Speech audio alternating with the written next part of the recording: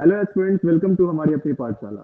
तो बायोलॉजी की आज हमारा जो सीरीज चल रहा है उसमें जिस चैप्टर को हम लोग पढ़ेंगे वो है विटामिन। विटामिन जो होते हैं वैसे तो हर एक एग्जाम में पूछे जाते हैं, बट बीपीएससी में खासकर 71st जो बीपीएससी होने वाली है हमारी, उसमें भी कई बार इस चैप्टर से क्वेश्चन पूछे जाएंगे। हर साल इससे एक दो क्वेश्चन हर साल पूछे जाते हैं, तो इस साल भी उम्मीद है कि इस चैप्टर से पूछे जाएंगे। तो आइए हम इस चैप्टर को शुरू करते हैं। बेसिकली इसमें हम लोग फोकस करेंगे विटामिन के बारे में। तो शुरू करते हैं। पहला जो हम देख रहे हैं ये हमारा कुछ क्वेश्चन है जिसको आप यहाँ पर आंसर करने का कोशिश कीजिए। अगर आंसर आता है तो इसको कमेंट बॉक्स में जरूर कीजिएगा। पहला क्वेश्चन ये है, यकृत में भंडारित विटामिन जो होते हैं वो कौन से होते हैं। ऑप्शन यहाँ दिए गए हैं। पहला ऑप्शन है ए, बी, सी एवं डी विटामिन। दूसरा ऑप्शन है केवल ए और बी विटामिन। तीसरा ऑप्शन है ए, बी, सी विटामिन। और चौथा ऑप्शन है इनमें से कोई नहीं। ये 70 जो अभी डी एग्जाम हुई है, तो अभी हाल ही के एग्जाम में ये क्वेश्चन पूछे गए हैं। तो अभी इसका आंसर हम लोग करेंगे, बट चलिए हम लोग शुरू करते हैं नेक्स्ट क्वेश्चन। नेक्स्ट भी हमारा क्वेश्चन है जो कि विटामिन से ही रिलेटेड है कि पानी में घुलनशील विटामिन कौन सा होता है। ऑप्शन आपके सामने है, तो हम लोग पहले पढ़ लेते हैं, फिर इसके बारे में आके हम वापस इसके आंसर्स को करेंगे। चलिए शुरू करते हैं। तो विटामिन बेसिकली होता क्या है, सबसे पहले तो यही जानते हैं कि व्हाट इज विटामिन। विटामिन है क्या। तो आप समझ सकते हैं कि न्यूट्रिएंट्स जो होते हैं बॉडी में, जो न्यूट्रिएंट्स की जरूरत होती है जिससे हमारे ग्रोथ में, हमारे हमारे जो शारीरिक बदलाव है, शारीरिक डेवलपमेंट है, उसमें आपके काम आती है।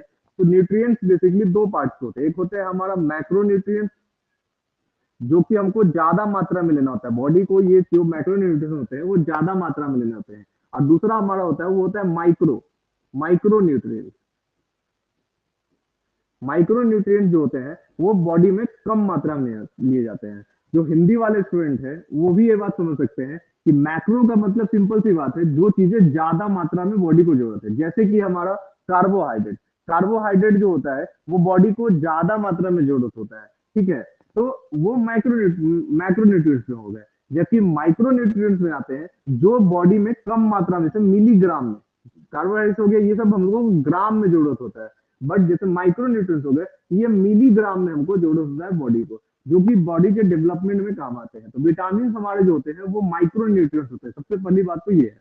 दूसरी है, विटामिन जो होते हैं वो ऑर्गेनिक कंपाउंड होते हैं। ऑर्गेनिक कंपाउंड का मतलब है कि वो कार्बनिक कंपाउंड होते हैं। इसमें जो इनके जो होते हैं वो कार्बन की मात्रा इनमें पाई जाती है, इसलिए इनको कार्बनिक कंपाउंड कहा जाता है, कार्बनिक यौगिक कहा जाता है। एक्सेप्ट विटामिन सी, याद रखिएगा विटामिन सी जो होता है वो हमारा कार्बनिक नहीं है, वो हमारा ऑर्गेनिक कंपाउंड नहीं आता है।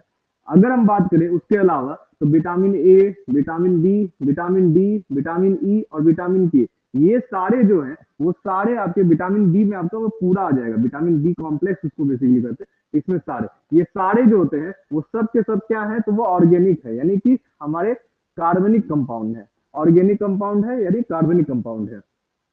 ये चीज हो गया। और विटामिन जो होते हैं हमारे बॉडी में वो एक कैटलिस्ट की तरह काम करते हैं। कैटलिस्ट जो होता है ये हमारे बॉडी में किसी तरीके प्रेरक का काम करता है। जो डेवलपमेंट होता है उसमें एक संयोग का काम करता है विटामिन।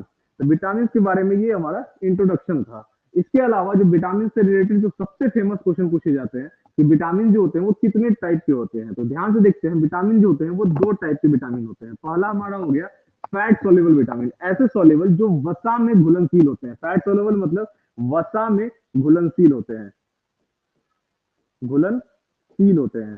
तो ये एक हमारा ये हो गया जो वसा में घुलनशील होते हैं। दूसरा हमारा होता है वाटर सोल्यूबल। वाटर सोल्यूबल का मतलब है जो जल में घुलनशील होते हैं।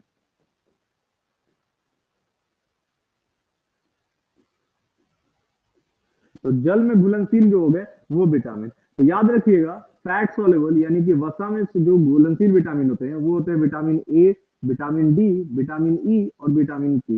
ये विटामिन जो होते हैं वो वसा में घुलनशील होते हैं। वहीं विटामिन बी कॉम्प्लेक्स में आपके सारे विटामिन हो सकते हैं। यहाँ पर हम लोग उसके पूरे नाम को यहाँ देख सकते हैं, जो आगे जाके हम लोग देखेंगे। और दूसरा होता है आपका विटामिन सी। तो विटामिन बी और विटामिन सी जो होता है वो आपका जल में घुलनशील होता है। विटामिन बी कॉम्प्लेक्स में कई विटामिन आते हैं, जैसे कि हमारा विटामिन बी 1 जिसका नाम होता है थायमिन। याद रखिएगा, आपके एग्जाम में ये केमिकल नेम कई बार पूछा जाता है। आपके एग्जाम में जो केमिकल नेम होता है विटामिन का वो कई बार पूछा जाता है, और इसमें लेके कई बार कंफ्यूजन भी होता है बच्चों को। तो इसी के साथ हमारा जो पहला विटामिन होता है विटामिन बी कॉम्प्लेक्स में, that is called vitamin B 1, उसका नाम होता है थायमिन, याद रखिएगा। दूसरा है विटामिन B2। विटामिन B2 यानी कि विटामिन जी, इसका जो ओल्ड नेम था वो विटामिन जी था। विटामिन B2 जिसका केमिकल नेम होता है राइबोफ्लेविन। राइबोफ्लेविन इसका विटामिन B2 का। विटामिन B3 जिसको नियासिन कहते हैं या फिर निकोटेनिक एसिड कहा जाता है। ओल्ड नेम इसका जो है वो विटामिन सी इसको पहले कहा जाता था, बट अभी इसको विटामिन B3 कहा जाता है। केमिकल नेम इसका हो गया नियासिन। नेक्स्ट है हमारा विटामिन B5 जिसको हम लोग कहते हैं पेंटोथेनिक एसिड। याद रखिएगा, पेंटो जो वर्ड किया यूज किया गया है, ये पेंटो वर्ड यूज किया गया है विटामिन 5 को लेके। जो 5 है इसमें विटामिन B5, इस 5 को लेके पेंटो वर्ड यूज किया जाता है। तो इस तरीके से भी आप इसको याद रख सकते हैं, विटामिन B5 यानी कि पेंटोथेनिक एसिड। विटामिन B6 जिसको हम लोग कहते हैं पैराडॉक्सिन। पैराडॉक्सिन हमारा विटामिन B6 हो गया। नेक्स्ट है हमारा विटामिन B7 जिसको हम लोग बायोटीन कहते हैं। बायोटीन हमारा विटामिन B7 हो गया। नेक्स्ट है हमारा विटामिन B9 जिसको हम लोग कहते हैं फॉलिक एसिड। और मोस्ट इंपॉर्टेंट जो कई बार एग्जाम में आपसे पूछा जाता है विटामिन B12 जिसको हम लोग कहते हैं साइनोकोबालामिन। विटामिन B12 को ध्यान से इसके केमिकल नेम को याद रखिएगा क्योंकि बहुत फेमस क्वेश्चन है ये, साइनोकोबालामिन। उसके अलावा कुछ जो ओल्ड नेम हो जैसे B7 का हो गया आपका विटामिन H और B9 का हो गया विटामिन M। ये चीज है। साथ साथ बायोटीन भी याद रखिएगा, ये भी एग्जाम में कई बार पूछा जाता है आपको। बायोटीन यानी कि विटामिन B7। अगर हम इन सारे विटामिन को जोड़ ले तो टोटल नंबर ऑफ विटामिन जो होती है वो होती है हमारे बॉडी में 13, जिसको हम लोग को 13 विटामिन की जरूरत पड़ती है हमारे बॉडी में डेवलपमेंट के लिए।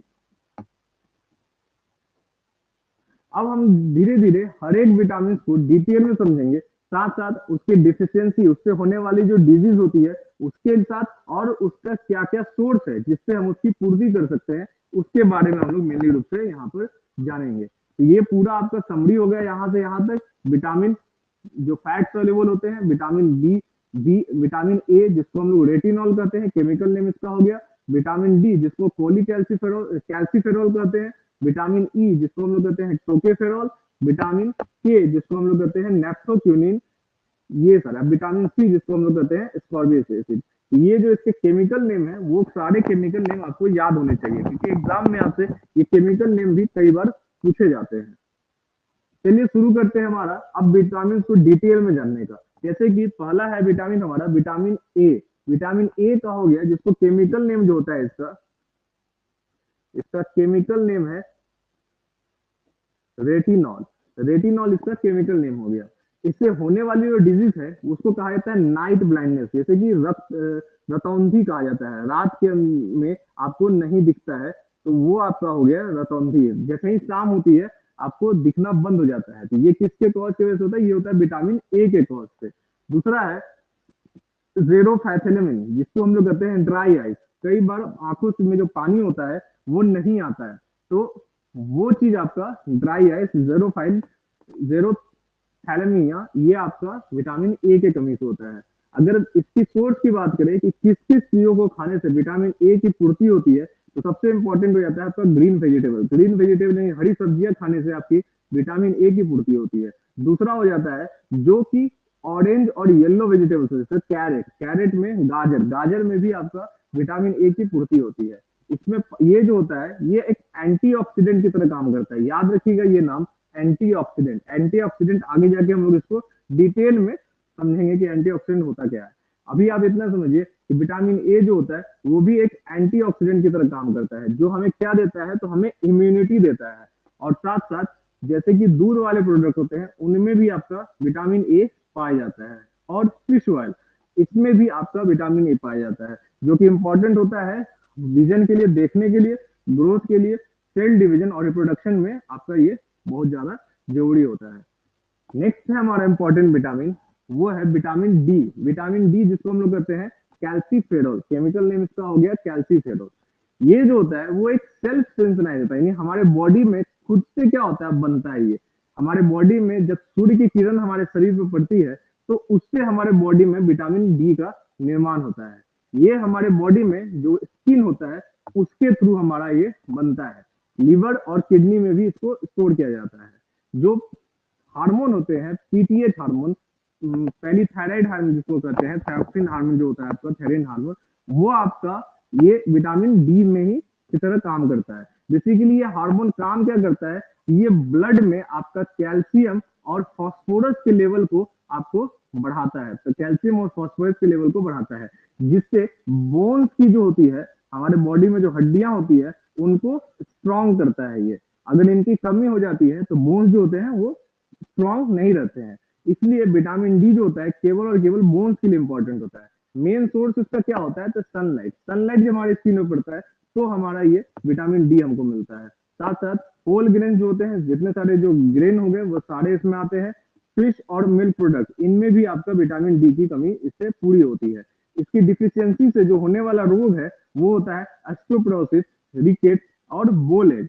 ये सारे जो होते हैं, ये सारे डिजीज जो है वो आपके बोन से रिलेटेड है। जब आपका बोन्स काम करना बंद कर देगा तो उस हिसाब से जब इसे बोन्स आपका धीरे धीरे जब वीक होने लगेगा, कमजोर होगा, तो उससे आपको ये सारे डिजीज होते हैं। ये सारे डिजीज होते हैं वो बोन से रिलेटेड होते हैं।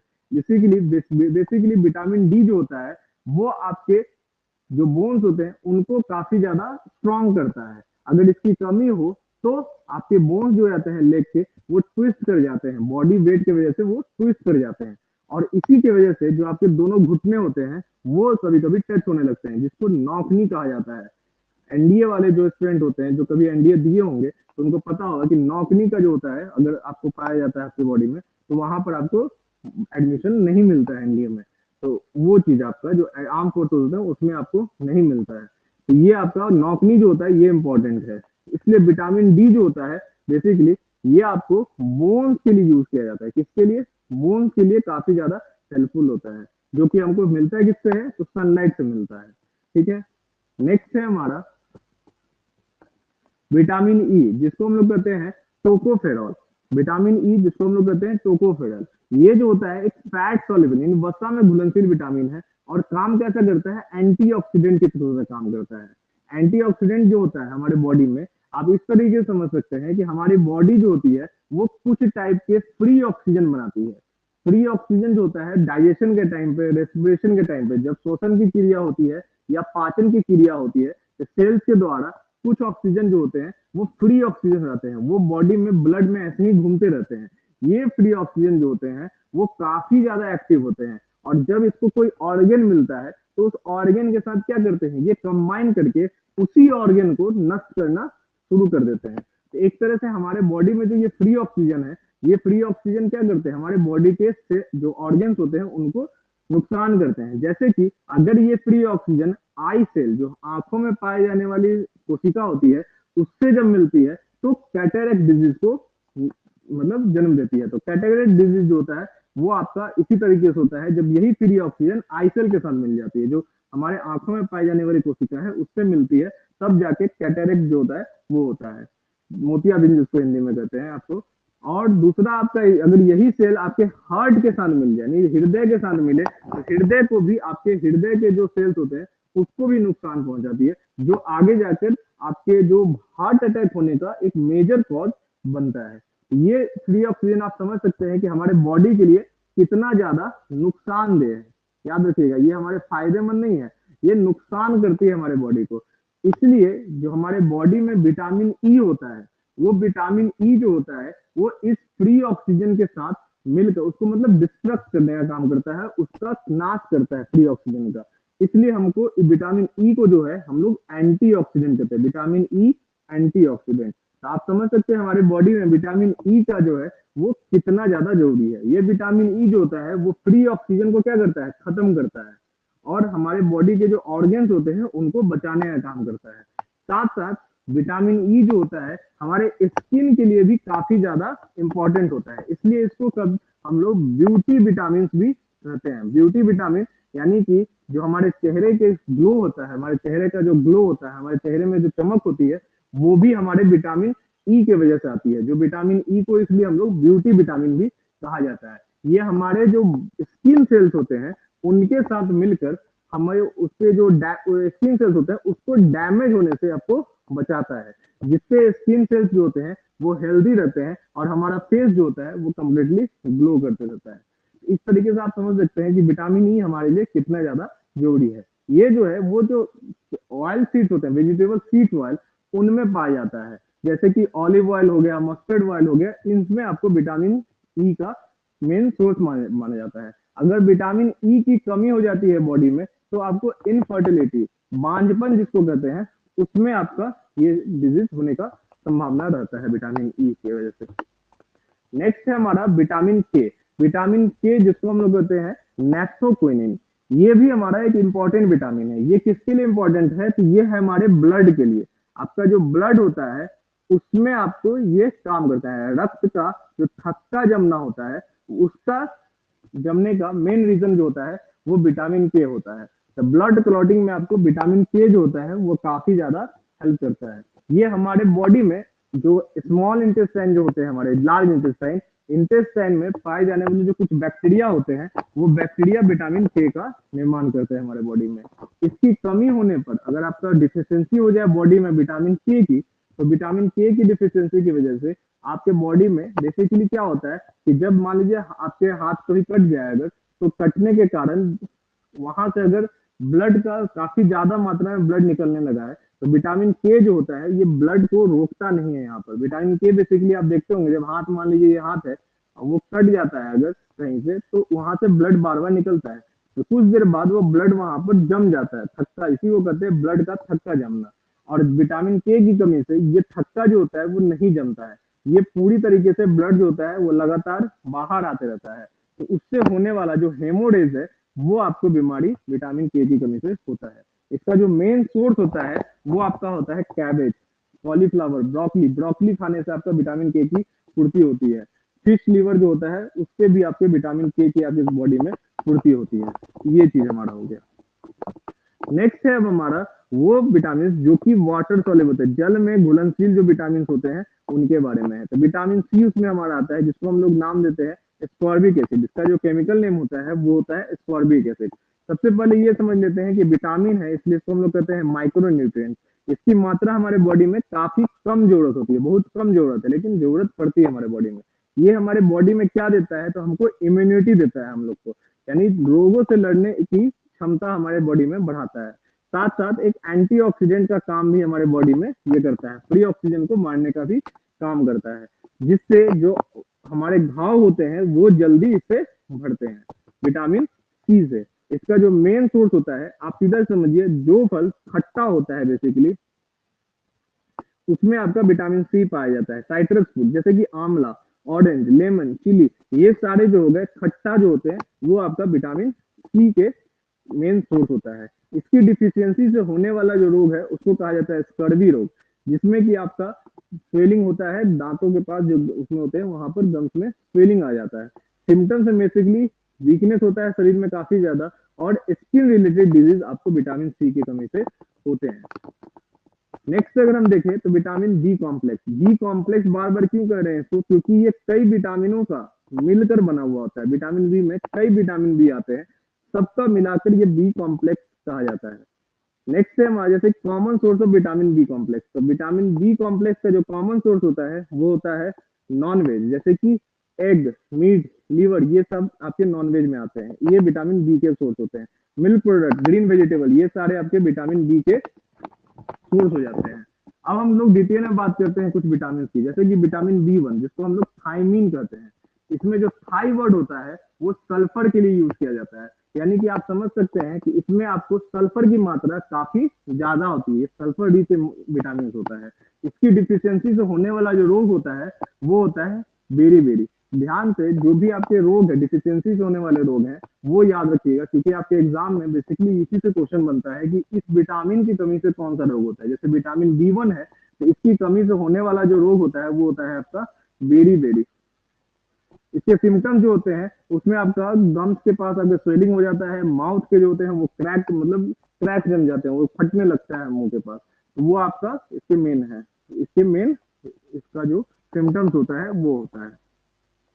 नेक्स्ट है हमारा विटामिन बी12, जिसको हम लोग कहते हैं राइबोफ्लेविन। राइबोफ्लेविन आपका विटामिन बी2 हो गया, जिसका पुराना नाम जो था वो विटामिन जी था। इसकी कमी से होने वाला रोग जो होता है वो होता है कैलोसिस।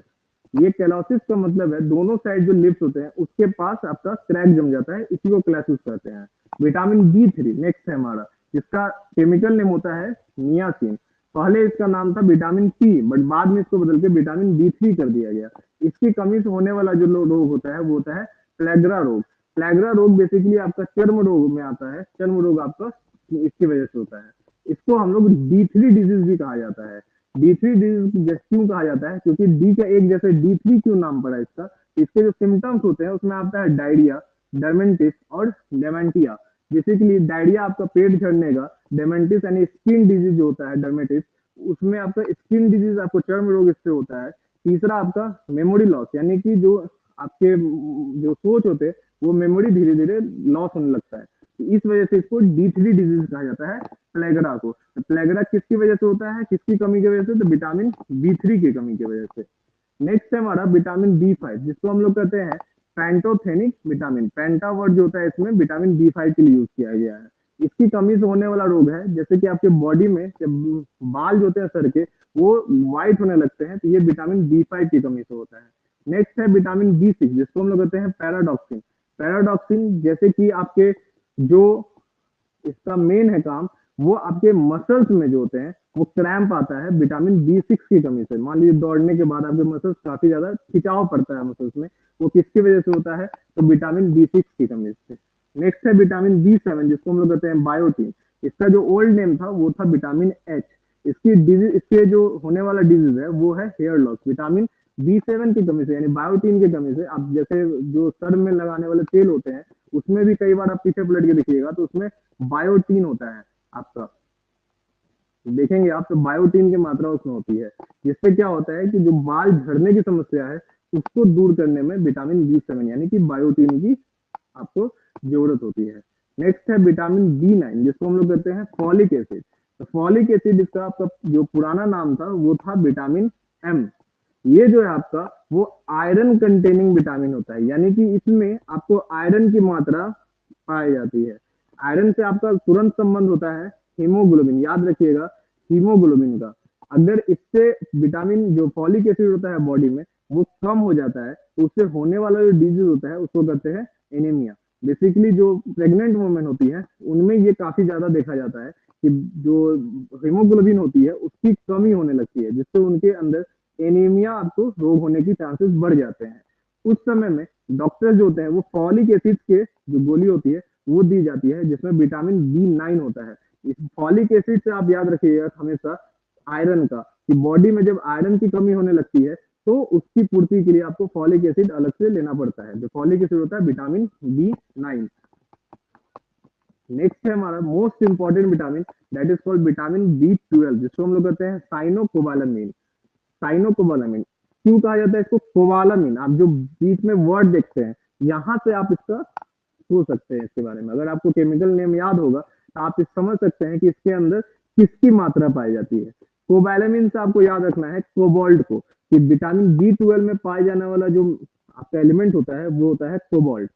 इसकी जो इसका जो मेन काम है वो होता है आरबीसी को बढ़ाना। बॉडी में जो आरबीसी होते हैं रेड ब्लड कॉर्पसेस, उनको बढ़ाने का काम भी ये विटामिन B12 होती है। इसकी कमी से होने वाला रोग जो होता है वो होता है एनीमिया, जो बॉडी में आरबीसी की कमी से होता है वो, ये जो होता है आरबीसी को बनाने का काम करता है।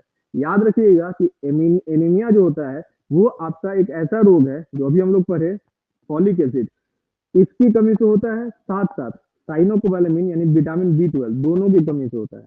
अगर बॉडी में फॉलिक एसिड और विटामिन B12 दोनों कम जाए तो आपके बॉडी में जो होने वाला रोग होगा वो होगा एनीमिया, यानी कि आयरन की कमी आपके बॉडी में हो जाएगी। ये चीज है। अब हम इसी के साथ जो हमारा क्वेश्चन था उस पे आते हैं हमारा।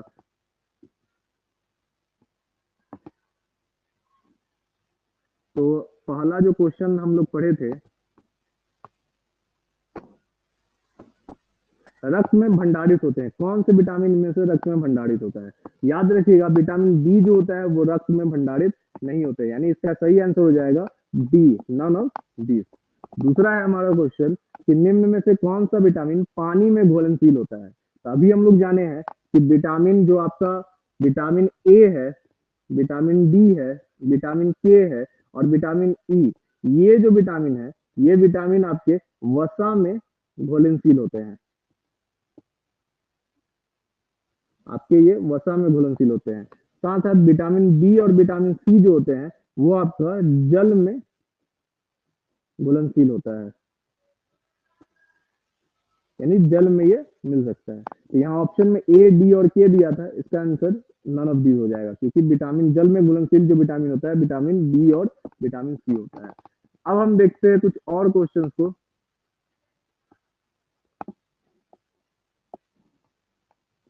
विटामिन जो रक्त के थक्के बनने में प्रभावी होता है, रक्त का थक्का किसके वजह से बनता है, तो विटामिन के।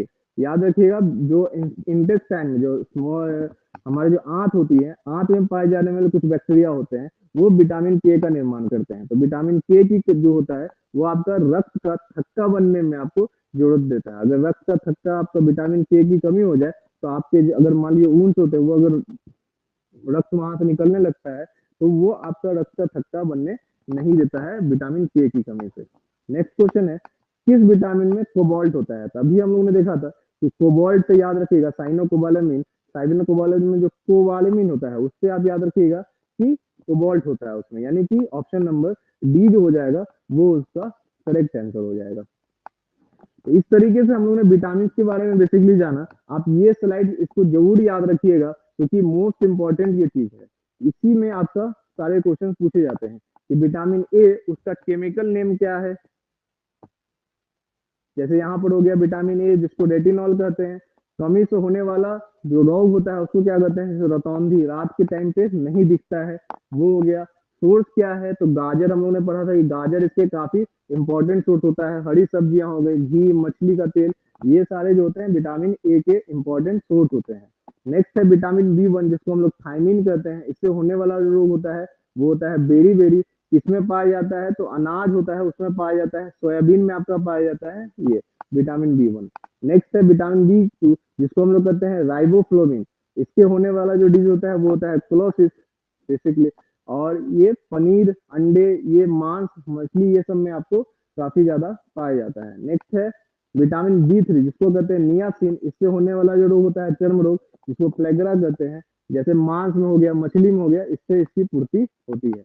नेक्स्ट है विटामिन बी5 जिसको कहते हैं पेंटोथेनिक अम्ल, जिससे चर्म रोग और थकावट जैसी बीमारियां हो सकती है। साथ साथ बाल सफेद होने का रीजन भी आपका विटामिन बी5 होता है, पेंटोथेनिक अम्ल। इसमें पूर्ति होती है अंडा, दूध, मांस, मूंगफली, ये सब खाने से इसकी पूर्ति होती है। नेक्स्ट है विटामिन बी6 जिसको कहते हैं पैराडॉक्सिन, इससे जो होता है रक्त अल्पता या फिर चर्म रोग, एथर रक्त रोग, ये सब होते हैं। दूध, मछली, अनाज, ये सब से इसकी पूर्ति होती है। नेक्स्ट है आपका विटामिन बी9 जिसको कहते हैं फॉलिक एसिड, इसमें आपका होता है चर्म रोग, वृद्धि रुकना, जो ग्रोथ होता है वो धीरे धीरे रुकने लगता है फॉलिक एसिड की कमी से। इसकी पूर्ति होती है मांस, दूध, हरी सब्जियां, फलियां, ये सब खाने से। नेक्स्ट है साइनोकोबालामिन यानी कि विटामिन बी12, जिसकी कमी से जो रोग होता है वो होता है एनीमिया। याद रखिएगा फॉलिक एसिड से भी आपका एनीमिया होता है, रक्त की कमी आपका ये चीज होता है एनीमिया। एनीमिया जो होता है वो विटामिन बी9 और विटामिन बी12 दोनों की कमी से होता है। मांस, मछली से इसकी पूर्ति हो जाती है।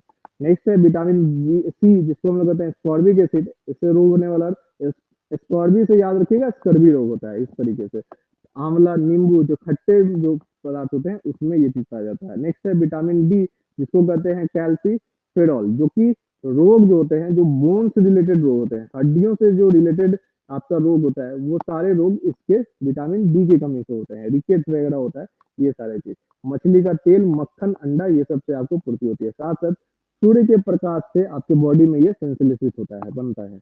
विटामिन ई जिसको हम लोग कहते हैं ब्यूटी विटामिन, याद रखिएगा। तो ब्यूटी विटामिन है, ये चर्म रोग यानी जो चेहरे के ग्लो के लिए काफी इंपॉर्टेंट होता है। साथ साथ जो जनन संबंधी जो समस्या होती है उसकी कमी से होने वाले रोग होते हैं, इनफर्टिलिटी जिसको कहते हैं। ये तेल, गेहूं, अंकुर, सोयाबीन, ये सब से आपका पूरा होता है। नेक्स्ट है विटामिन के नेफ्रोक्विनिन, जो चोट लगने पे जो रक्त का थक्का जमता है आपकी बॉडी में वो विटामिन के की वजह से बनता है। अगर उसकी कमी हो जाए तो उसकी थक्का बनना नहीं बनेगा वो थक्का।